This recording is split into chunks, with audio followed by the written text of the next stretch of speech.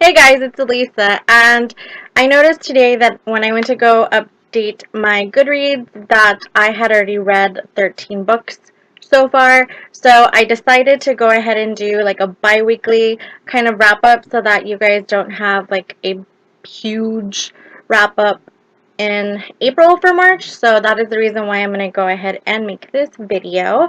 And I'm only going to go ahead and talk about the books that I've read between March 1st and March 15th, so the middle of the month. So let me go ahead and get right to it. Into the Still Blue by Veronica Rossi. This is book 3 in the Under the Never Sky trilogy. In this book, we are still following Perry and Arya on their journey, and I don't want to give too much away because this is the last book in the trilogy. I will let you guys know that I did give it 5 out of 5 stars. I thought it was a great ending to the book. I hope that in the future there is a novella or something of fast forward. I would love that. Connected by Kim Karr. This is the first book in the Connections series. We meet Dahlia, who is a college student at the time. One night she is out with her best friend. Her best friend is trying to get over a breakup. It is Halloween. They go to a local college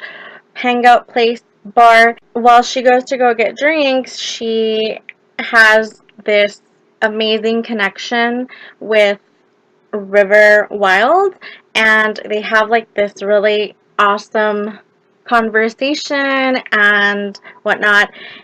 But Dahlia has a boyfriend. So River requests that she stay, and she agrees, but once he's gone, common sense kicks in, and she's like, I got to go. So she leaves, and you fast forward, she is still in her committed relationship. She has not seen River since that initial contact that they had, which was years before, and tragedy hits Dahlia's life. The story follows her struggle of trying to regain being part of society since she is so down and so sad that she doesn't want to do anything. So they do meet up again, and it's just Dahlia's journey with healing, and that's all I'm going to say because any other adjective that I use might ruin the book, so I don't want to. But I loved this book. This book was so good, especially the epilogue was like, what? And I couldn't wait to pick up book 2. Torn, which is book 2 by Kim Karr. In this book, we are still following Dahlia and River's relationship. They have to deal with these secrets that were revealed, like how is it going to affect their life, how Dahlia wants to live her life, and I enjoyed it. At times I was a little frustrated, but I understand they were handling like this really huge secret that was revealed, so I totally understand it. I did go ahead and give it 4 out of 5 stars. Deep Blue by Jules Barnard. This was an arc that was given to me. The book actually came out on March 11th. This story was a quick, light read for me. It follows Callie and Jaggard and their relationship. Callie is a college student. She is slotted to go to Harvard Law, but not sure she's totally committed to it. Jaggard was an Olympian in training until he hurt his knee and couldn't continue with the sport, so he found another way to, live his life. The story follows their relationship. It follows their relationships with their friends, especially I loved Callie's interaction with her best friend Jen and her brother. The dialogue was hilarious. I did enjoy it, but I wanted a little bit more. It just seems like it was getting to these pivotal points and then they were like resolved within 5 seconds or something instead of kind of giving it a little bit more meat to it. But I did enjoy it and I gave it 3.5 stars. Don't Even Think About It by Sarah Mlynowski, and this book came out on March 11th. This story is a quick funny read about a sophomore class that gets a flu shot, and after a day or something, instead of getting the normal side effects of, possibly getting sick, these students end up gaining telepathy. And this is their journey on being able to understand their ability, and because this specific sophomore class, there was like 22 students trying to not go mental in a way, because they could all have conversations, like everything that they thought, everybody heard, everybody knew everybody's secrets. So cheating and self-doubt and any other things like that were just thrown out the window. There was like no secrets within this group. I liked the interactions. I liked knowing about individual characters, like their relationship with each other, like it was all tied in. I mean, obviously they're classmates, but how somebody was dating somebody and somebody liking someone and stuff like that. So I totally enjoyed that. There was like one or two characters that really got on my nerves that I was like, I don't, stop talking, like I don't want to read your point of view. But other than that, I would recommend this book if you want something quick and interesting and funny, and I gave it 3.5 stars. If Only by AJ Pine. This book is scheduled to come out on March 24th. With this story, this is like one of my favorites for the month of March, and the story follows Jordan. She's on her way to Aberdeen, Scotland. She is going to be studying abroad for a year. One of her goals, I guess you can say, is to just have fun, to enjoy it, and because she hasn't been in a relationship in 2 years, is to find Mr. Right now, not Mr. Right. And on her way from London to Aberdeen on this train, she meets these two guys. Griffin is a serial monogamist who Jordan meets, is one of the first boys she meets on the train, and they have like this like intense flirtation going on between them. And then she goes to the bathroom, and there she has a fall-in with Noah, and he leaves like a lasting impression on her. And as the story progresses, you get to know these characters better. You figure out that Noah has a girlfriend. So once I found that out, I wasn't too sure who she was going to end up with. I wasn't sure if the serial monogamist was going to become reformed and stick with Jordan, or if Noah was going to leave his girlfriend. I enjoyed the story a lot because some of it I wasn't too sure what was going to happen. It had me laughing, it had me swooning, it had me wanting to choke people. There was times where I thought some of these characters, you know, had their stuff together, and then 2 pages later they didn't, and I was just like, seriously?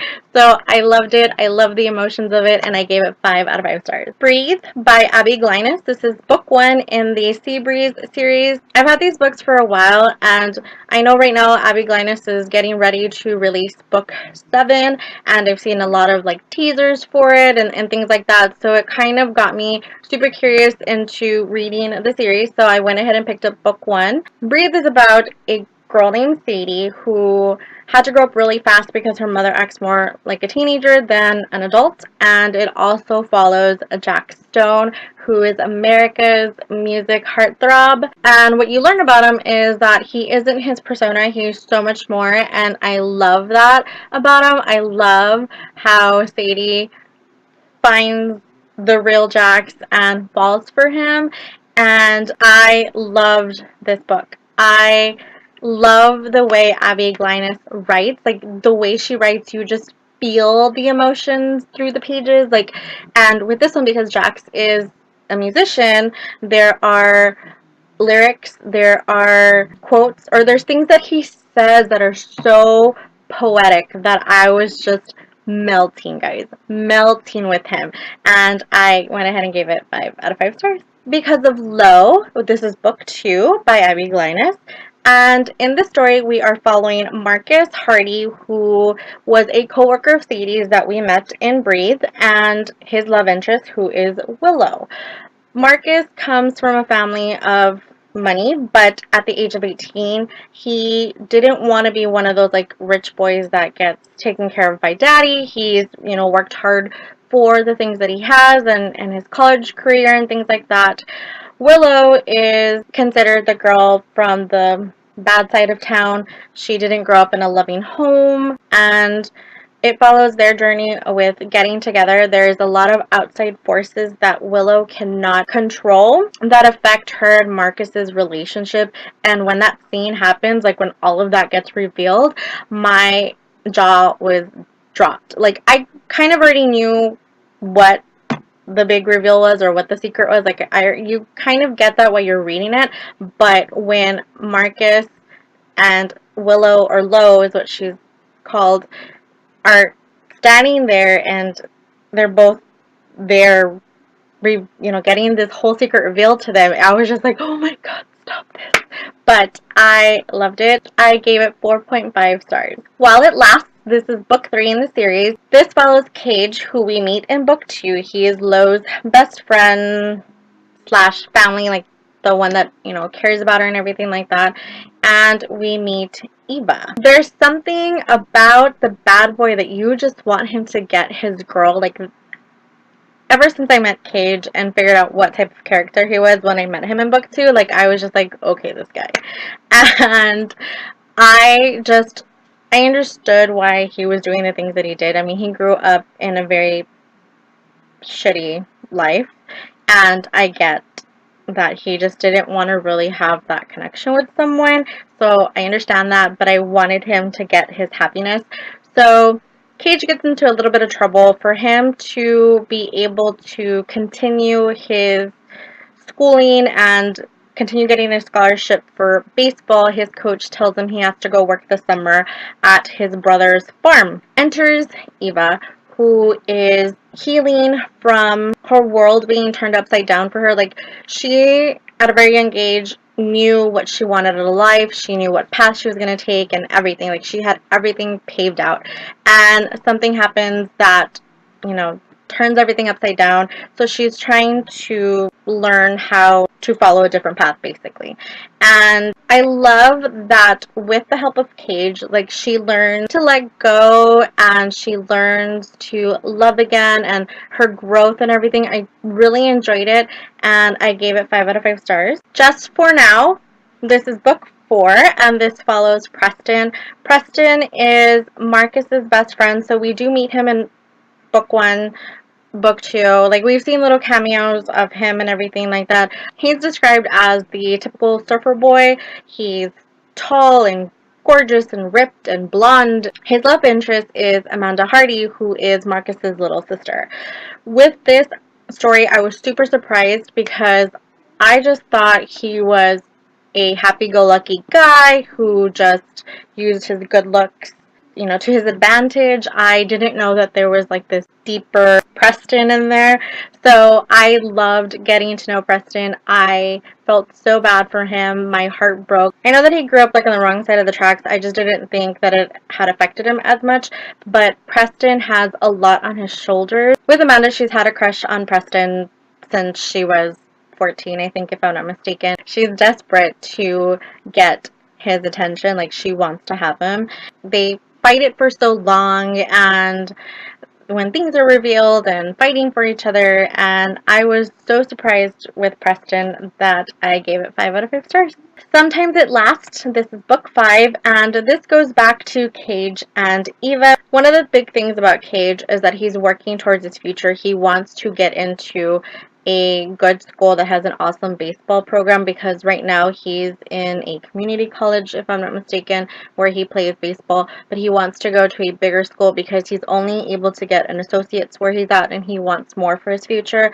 So in this book, we are seeing that he's, happy, that they're happy together, and things are coming together until kind of tragedy hits, and it's just like this roller coaster of like, serious, like, this is really happening. Like, you would think that after book 3 that they would live happily ever after, but there are some things that they have to get over and some little surprises, and I really enjoyed it and I loved it, and I gave it 5 out of 5 stars. Misbehaving. This is book 6. This book follows Jason Stone, who is Jack's little brother. Jess is a bad girl. We meet her throughout the books.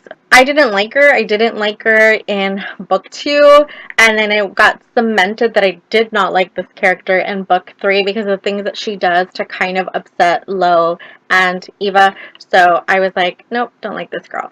So I was kind of hesitant when I started it because I didn't really think I was going to like this story, but I was so surprised. She has a very hard exterior because of the, the upbringing that she has. Her mom is a stripper, and that's how she has supported Jess all her life. Jess has no qualms with that. She understands that her mom does what she has to do. She taught her that you don't need a man to kind of survive. So I like that about Jess's upbringing. It wasn't one of those stories where her upbringing was like nobody loved her. Like, I was happy that she had her mother to protect her. Jason, on the other hand, has grown up in the limelight ever since his brother became famous. So anything that has to do with Jackson follows Jason, or people stalk Jason because of Jax, and everything is controlled, and he doesn't like it. Like, his parents control everything that when it comes to him, and he can't stand it. So he decides to take a break from going to school and take a little summer break in Seabreeze. And the way Jess and Jason meet, that whole scene, I loved it. I loved it a lot. I was like, you go, girl. Like, if you read it, you know what I'm talking about.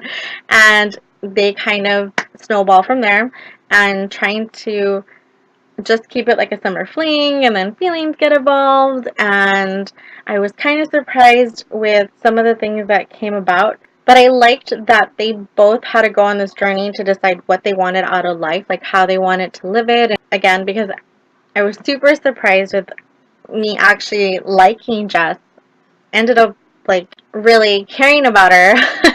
I went ahead and gave it 5 out of 5 stars. And the last book that I read in this little 2-week period is The Lonesome Young by Lucy Connors. This book doesn't come out until April the 8th, and this story follows Mickey Rodell and Victoria Whitfield. Victoria Whitfield is a girl who comes from a rich family, and Mickey comes from a family that either they grow up to be lawmen or they grow up to be criminals. So it's like a very thin line of whether they are going to obey the law or disobey it.